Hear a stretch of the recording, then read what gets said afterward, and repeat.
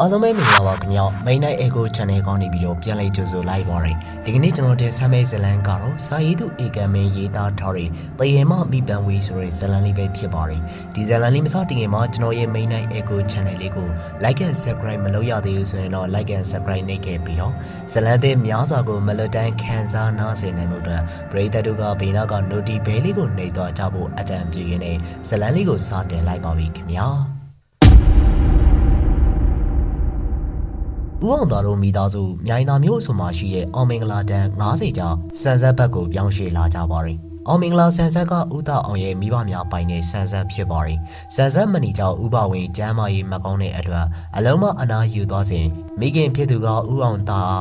စံဆက်ကိုလာ၍ကူညီလောက်ကင်ပေးရန်ခေါ်လိုက်ခြင်းဖြစ်ပါရင်ရခင်ကဦးအောင်သားကလည်းစံဆက်ကိုတောင်းဝင်မယူခြင်းသဖြင့်စံစပါရောင်းဝယ်ရေးတောင်းဝင်ယူပြီးတော့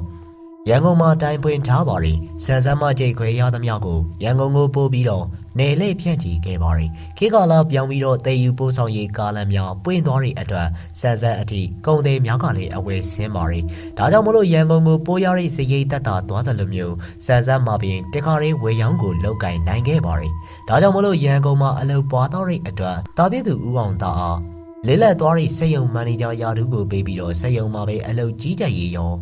ဝယ်ရောင်းကိစ္စပါတောင်းဝင်ပေးထားပါတော့တယ်မိသားစုလိုက်ပြောင်းရွှေ့လာရတဲ့အတွက်ဦးအောင်သားရဲ့သားနှစ်ယောက်ကလည်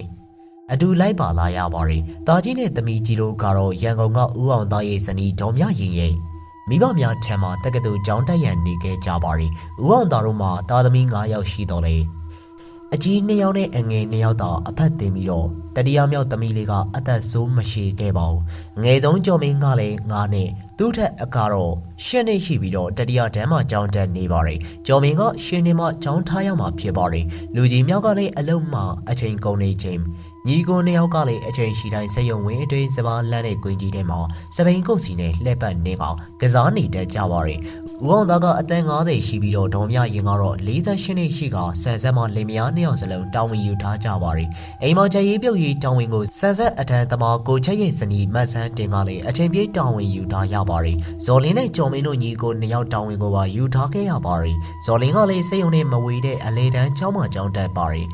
်နှစ်ချိန်ကျောင်းဖြစ်တဲ့အတွက်မနက်9နာရီကျောင်းရောက်သွားပြီးတော့နေ့လယ်7နာရီအိမ်ပြန်ရောက်လာပါတယ်နေ့လယ်သာစားတော့ပြီးတော့နေညီကို2ယောက်ကလည်းစပိန်ကလေးများကိုစီနဲ့အပြင်ထွက်ကြပါတော့တယ်ဟဲ့ကလေးတွေအဝေးကြီးရှောက်မသွားကြနဲ့နော်ဟုတ်ကဲ့ဒေါ်လေးဆန်းပါဇက်ကတော့ဟုတ်ကဲ့ပြောနေပေမဲ့မဆန်းတင်ကိုကြောက်ရကောင်းမှမသိကစားရွေးဝါမသာအိမ်မော်ကိုပြန်တက်လာကြပါတယ်ကိုဒီထဲမှာပဲနေ့တိုင်းစပိန်စီးနေရတာပြင်းလာပြီမျိုးရဲလိုက်စီးကြမယ်မျိုးရဲစီးရင်အနေနဲ့များတယ်အေးသာရရွာဘက်ကိုလိုက်စီးကြမယ်ဆန်ဆက်နဲ့ရွာနဲ့နည်းနည်းဝေးတယ်အသွားလာလည်းနေတယ်ရွာဘက်ကိုသွားတဲ့လမ်းအတိုင်းရှောက်စီးကြမယ်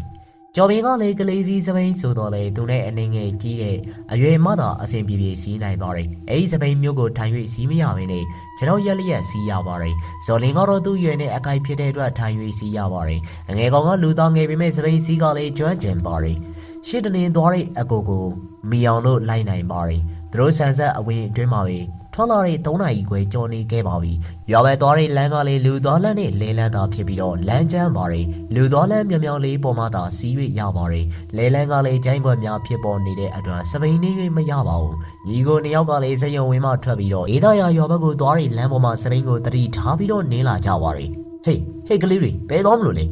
အေးသာရရွာဘက်ကိုစပိန်6စီမလို့မစီးနဲ့လူကြီးမပါဘဲနဲ့အဲ့ဒီဘက်ကိုမသွားနဲ့တရေမကြီးမင်းတို့ကိုလိုက်ဆွဲလိုက်မယ်ဇိုးရိတ်တကြီးလမ်းပြောနေတဲ့ဦးလေးကြီးကအနောက်မှာကြံရိတ်ခဲ့ပါတယ်ဒီကလေးတွေတော့တရေမနဲ့တွေ့တော့မှာပဲအဲ့လူကြီးမတ်ချက်စကားကိုဇော်လင်းတို့ညီကိုမကြားလိုက်ပါဘူးခုနကဦးလေးကြီးကတရေမကြီးအဆွဲခံရမယ်လို့ပြောတယ်ပြန်လိုက်ကြမလားမဖြစ်နိုင်တာပဲညီလေးရတရေဆိုတော့ညဘက်မှာ6တာလှန့်တာအယူမနေတော့တိုးချင်တိုးမယ်နေခင်းဘက်တရေနဲ့တိုးမလားကိုတော့မယုံပါဘူးဒါဆိုရင်လည်းဆက်သွားကြမယ်ဗျာညီကို2ယောက်ကလည်းအေးသာရရွာဘက်ကိုမှန်းပြီးတော့လူသူသွားလမ်းအတိုင်းစပိန်စီးလာခဲ့ကြပါတယ်လမ်းမှာကိုပင်မအူပင်ဈေးကျင်ပင်များအစီအီပေါက်နေတဲ့ဖြင့်ညနေဆောင်ကြနေတော့ကိုကာကွယ်ပေးထားတကယ်လိုမျိုးဖြစ်နေပါတယ်တလန်းလုံးလဲမတွေ့ရလူလည်းမတွေ့ရ15မိနစ်ခန့်နင်းလာတော့ဟိုဝေးမှာအေးသာရရွာကိုမိုင်ညွတ်လေးလမ်းမြန်လိုက်ရပါတယ်အေးသာရရွာကဝေးတယ်အပြန်မောင်းလိုက်မယ်ထင်တယ်ပြန်လိုက်ကြမလားမျက်လုံးနဲ့ကြည့်ရင်ဝေးတယ်ထင်ရပေမဲ့စပိန်နဲ့ဆိုရင်နိုင်ဝက်မနေရပါဘူးရွာထဲမဝင်တော့ဘူးကွာရွာနာနီးရင်ပြန်လိုက်ကြမယ်ဒီလမ်းမှာစပိန်စီးရတော့မပြောဘူးလား လူလည်းမရှောင်ရအောင်လဲမရှောင်ရအောင်ညီကိုနှစ်ယောက်ကလည်းတရွေ့ရွေ့နဲ့ရွာလန်းတိုင်းစပိန်ကိုစီးလာခဲ့ကြပါရီဆန်ဆက်ဝင်းအတွင်းမှာထွက်လာတဲ့အချိန်နိုင်ဝက်ကရှိသွားပါပြီဒေသရွာကိုခဏနီးလှမ်းမြင်နေရပါပြီတော်ပြီညီရေရှီယာကိုပင်ကြီးအောက်ကိုခဏရက်ပြီးပြန်လိုက်ကြမယ်မကြခင်မှာပဲကိုပင်ကြီးရဲ့အောက်မှာခဏရက်နာပြီးတော့စပိန်ပေါ်မှာဆင်းမဲ့အပြူတားလီမမေးစီကိုလားဟင်ယူမကြီးကိုမေစီအနောက်မှာစပင်ဖားလာချထားတဲ့အဝိစားညှိဆုံဆုံးတဲ့အမျိုးသမီးတယောက်ထွက်လာခဲ့ပါရီအသက်က30ကျော်ခန့်အရွယ်အမျိုးသမီးတယောက်ဖြစ်ပါရီတားလီမမေးစီကိုလားမမေသားကိုစောင့်နေတာ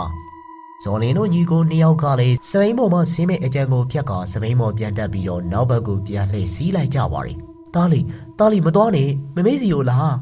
ကိုအယူမကြီးကကလေးယူနေရလားမသိဘူးနော်ဟုတ်တယ်ကိုတို့ကိုသူ့ရဲ့ကလေးမှတ်နေရလားမသိဘူးညီကိုနှစ်ယောက်စကားလမ်းပြောနေရင်နဲ့အပြေးနင်းချလာပါရီဟာ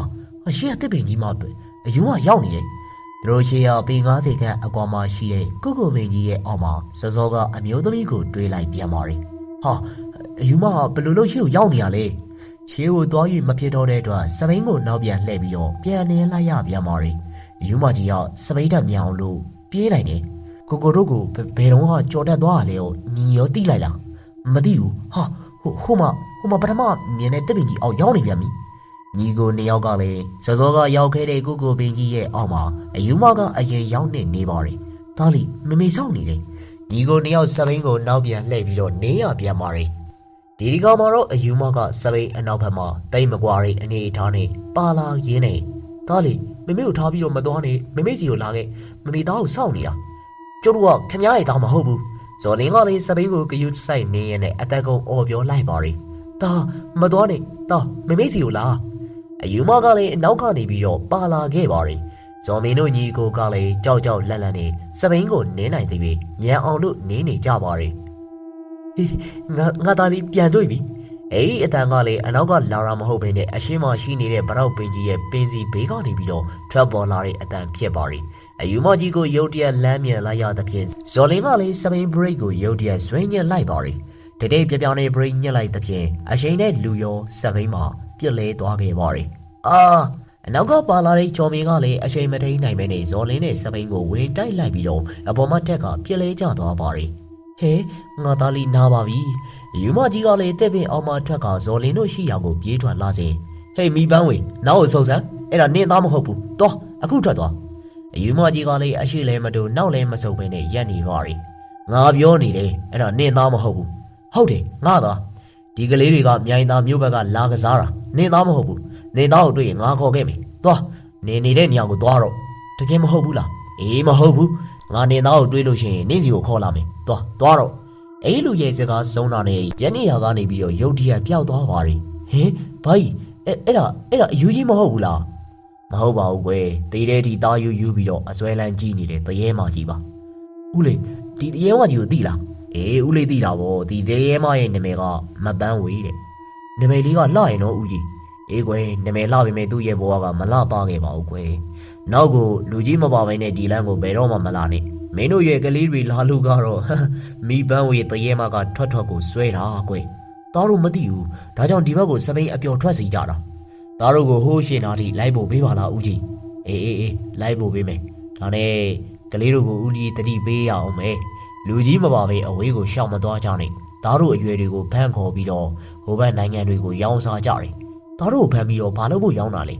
လွယ်ပြောရရင်တော့သားတို့ရဲ့ဟော်ရီခန္ဓာကိုယ်အတွင်းမှာရှိတဲ့အသေးတို့ကြောက်ကတ်တို့နှလုံးတို့မျက်စိတို့ကိုထုတ်ပြီးတော့ရောင်းတာဟိုဘက်တိုင်းပြည်တွေမှာအဲ့ဒါကခန္ဓာကိုယ်ရဲ့ကလီစာတွေကိုဝယ်တဲ့သူတွေပေါ်မှာပေါ်တယ်ဒါကြောင့်ကလေးတွေကိုဖမ်းဆီးဟိုဘက်နိုင်ငံမှာသွားရောက်နေကြတယ်